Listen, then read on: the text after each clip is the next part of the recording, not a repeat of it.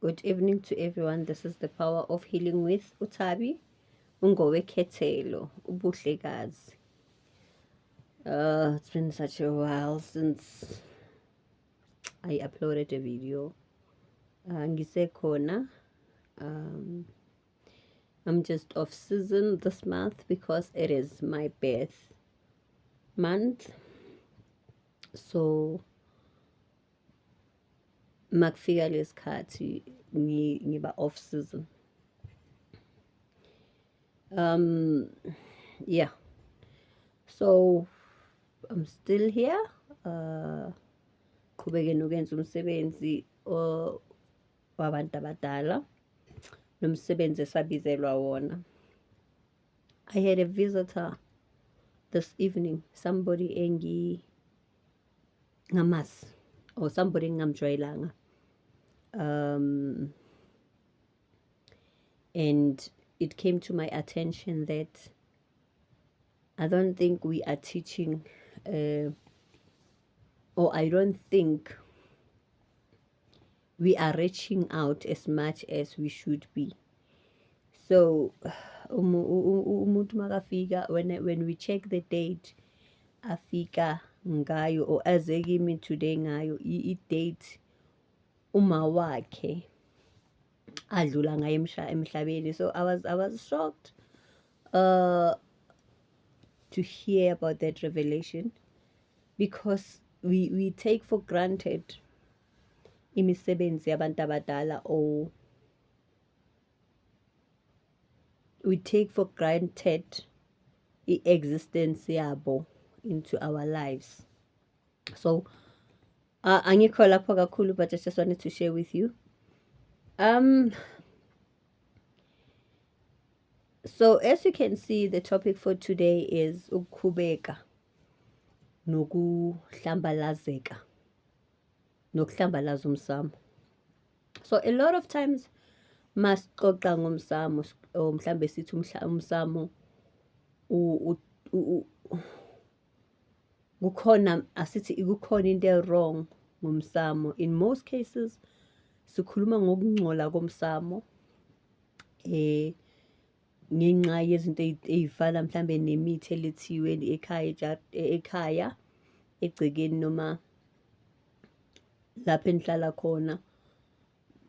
Sikhuluma mhlambe mangabe khona isenzo esenziwe mhlambe in terms of sexual activities emsamo. Sikhuluma ngokuganga mhlambe nokuxokozela kwasekhaya, we kunomsindo, kuyaliwa njalo, kushaywane kuze kulinyazwane, into ezingcolisa umsamo nezenza abantu abadala balishiye ikhaya. Because we need to understand ukuthi abantu abadala noma abantu abangasekho bayalishiya ikhaya.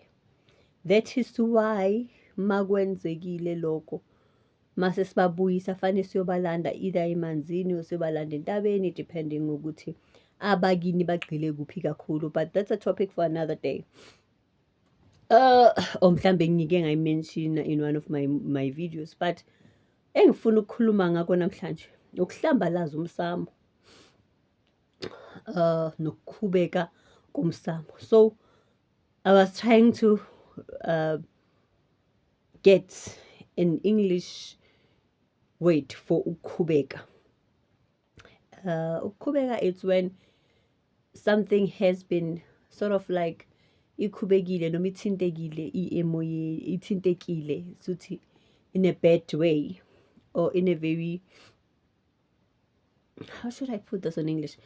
So ukukhubeka makuthiwa ukhubekile emoyeni kushuthi it's sort of like uphatheka kabi. Yeah, uphatheke kabi noma ukuhlukumezeka, right, komoya. So isiZulu leso. So ukuhlambalaza is when something has been disgraced, right? When you have disgraced umsamo wakho. I'm still going to get the gama lesilungu likhona man. It's just that it's late now. Yeah, but ngizolifuna ngilithole. Now, we are not aware of a lot of things when it comes to umsamo, noma when it comes to abadala bekhaya. I want to take it back to your fourth and your third and fourth generation.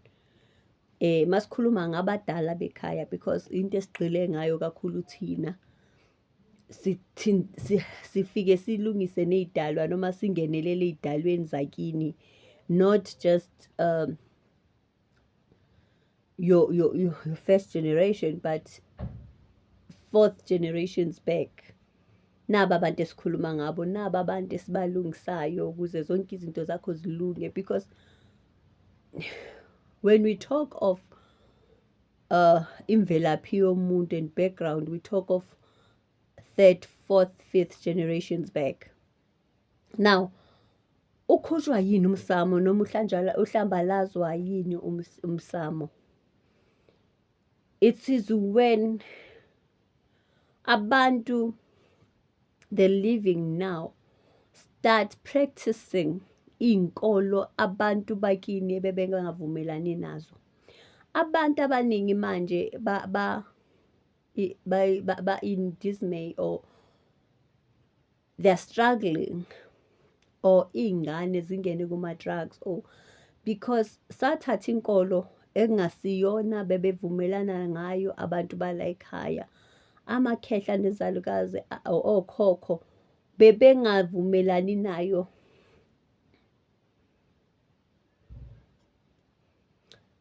Bese nina niyayithatha nizoyifaka la ekunomsamo wekhaya. Abanye abantu, they are struggling to even have children because of umuntu waganwa noma uganwe umuntu okholelwa enkolweni abangavumelani nayo la ekhaya. Enkolweni abantu bala ekhaya were trying so hard, or bebeqhuba isintu la ekhaya, beqhuba izinto ngendlela ethize. Right? Now, ufika uthatha inkolo esebenzisa izilimi ezithize la ekhaya, la ekunomsamo khona wabantu abadala owawuqhuba ngendlela ethize. Ufike uthathe wena uzowuletha la ekhaya, bese abantu abadala bayakudikila, bayakulahla, noma bayadikila bahlehle kuwe.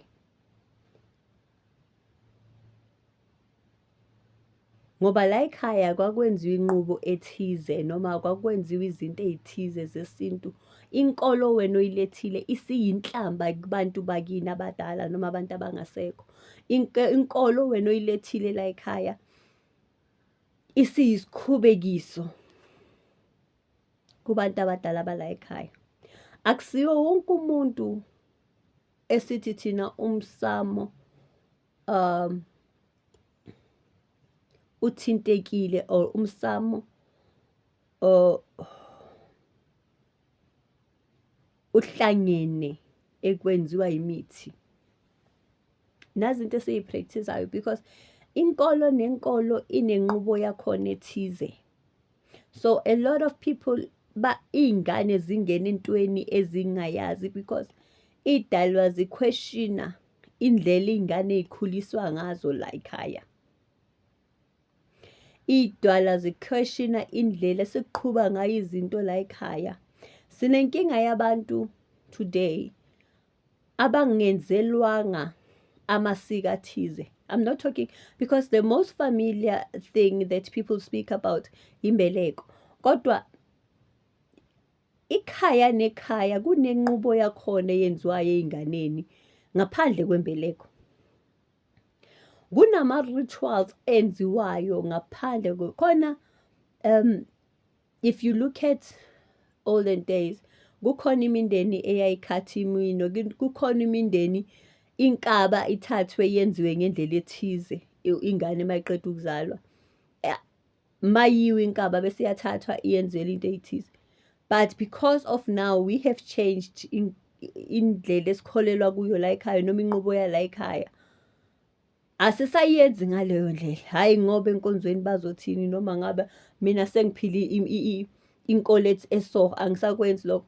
Bese ingane iqale igule or ingane iqale ilimale or ingane iqale ingene ey'ntweni ngoba abadala bala ekhaya balindele inkaba yale ngane engalethwanga kubona. Iy'nkolo bafethu sonke siyakhonza ngendlela esikhonza ngayo, noma we worship mhlambe differently,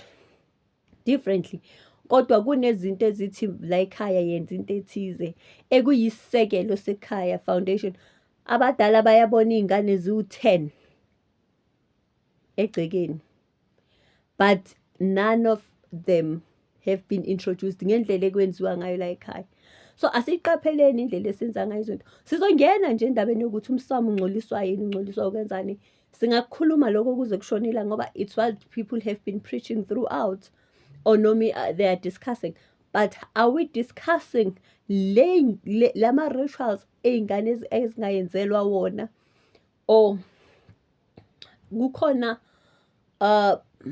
omunye othi mayethinta mayefika at a certain age, or asithi 16, asithi 21, kunento yayenziwa la ekhaya eyayiveza ukukhula kwale ngane ke manje.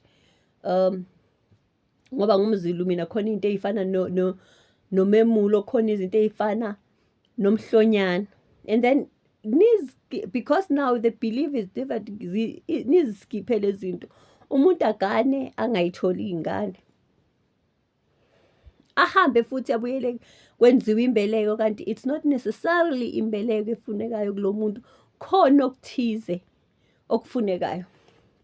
I once had a client that I said to, kunesiko enifanele niliyenze eliyisiko lobuhlalo ekufanele benziwe ey'nganeni zenu.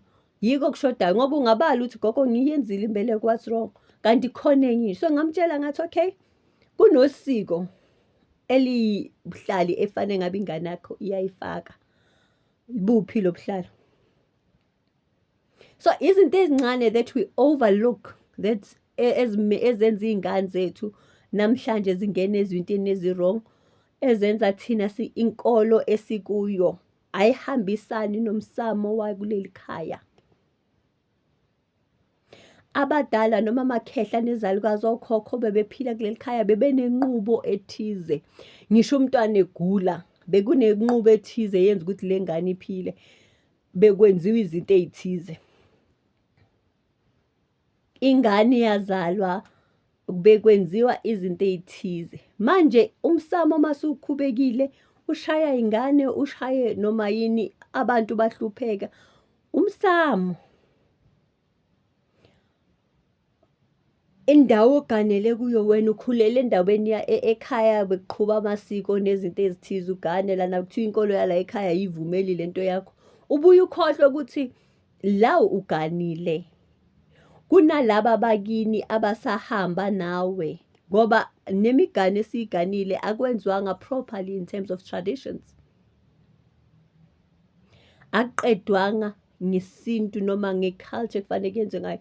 You know, we cannot be doing tradition and customs half 50% when it suits us.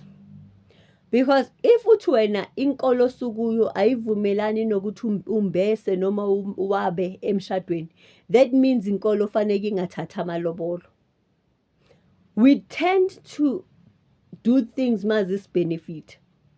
If you say to me inkolo iti masingayenzi izinto zomhlabiso, then inkolo mayingasho ukuthi akulotsholwe, akungabenefit oku-1 or okukodwa.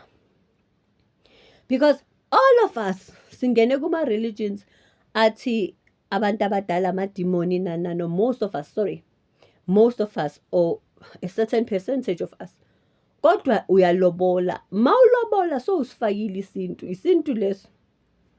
When you pay a bride price, meaning that you are involving tradition and customs, therefore you cannot deny certain things. That is why imishado eminingi izobuyela emuva. We adapt ama religions and ezinye izinto sishaye half. Why are we doing it 50%? Because it benefits us.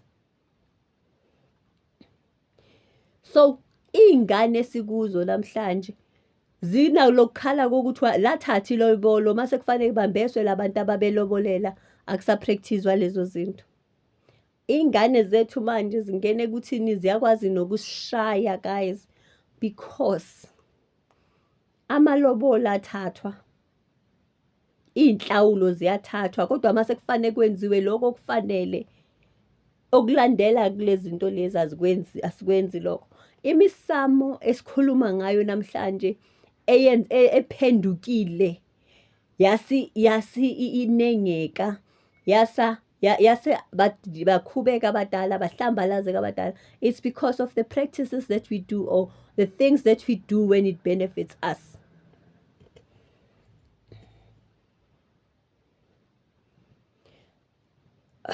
Yenza izinto ngendlela efanele.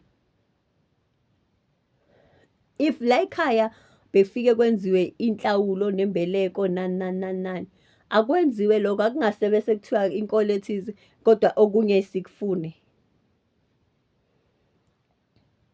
Because siyakudumisa ukuthi inkolo yami ayivumi ngikwenze lokho, kodwa mase kufanele ilotsholwe iy'ngane uyathatha amalobolo kanjani futhi manje. So imisamo eminingi guys ikhubekile, imisamo eminingi ihlambalazekile. Yingakho abantu abadala bangasakwazi ukukuprotecta nokwenza izinto ngendlela efanele ngabe bazenza ngayo. They have been disgraced enough. Manje-ke into efanele ukuthi sibuyele phansi, siqale phansi, silungise khona lapho. Guys, ake silungiseni, ake singayikhi phezulu kuma-leaves, asiqaleni kuma-roots, so that wonke umuntu azophila. Bantu baqale bavuvuka iy'nyawo, into beyingenzeki la ekhaya, abantu manje sekubaphuma ngisho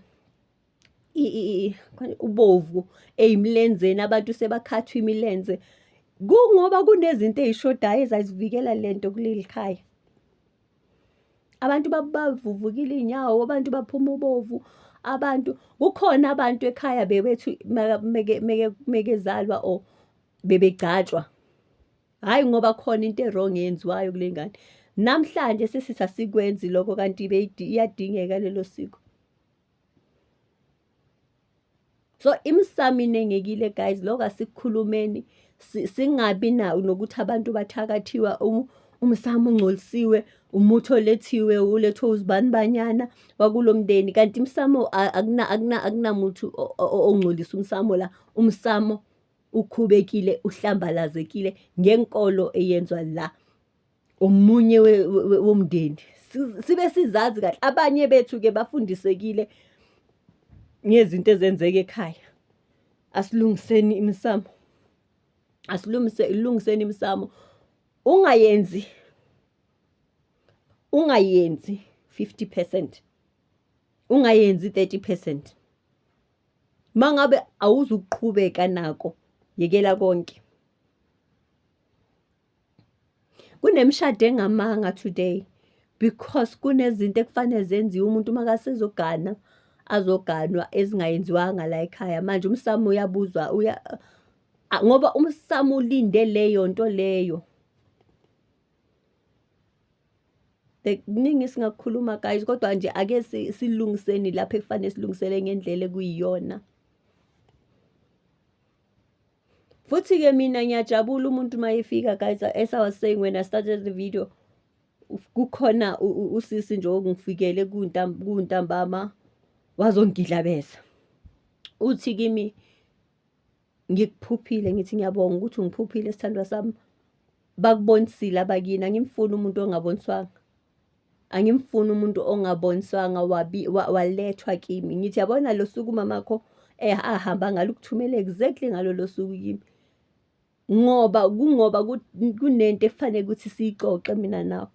So into engizama ukuyisho, guys, abakini bazokuthumela into the right path. Sokokwakho ukuthi how do you act on it? Uyalalela yini? Ngoba ayikho into ebuhlungu njengomuntu othi noma sekaboniswa who is not willing to learn even at their own expense.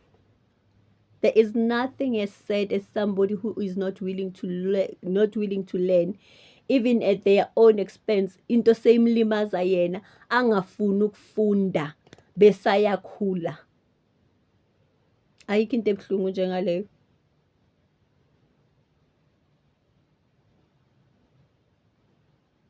It is very painful.